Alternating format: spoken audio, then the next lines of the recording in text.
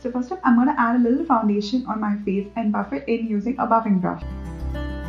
So for the next step, I'm going to dot a little concealer along my under eyes, bridge of my nose and a little on my forehead and buff it in just for a little bit of extra coverage.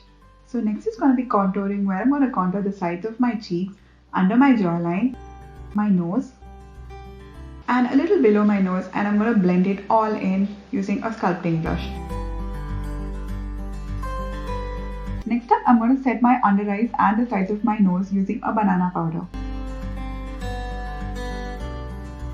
Using the black and brown shade, I shape and fill in my eyebrows. For eyeshadow, add your transition shade right above your crease. Next up, take a deep dark brown transition shade and go right along your crease. Next up, I'm going to add a light golden shimmer shade along my entire lid. I'm going to add a little black in my outer corner and I'm going to take it all the way in to fake a cut crease.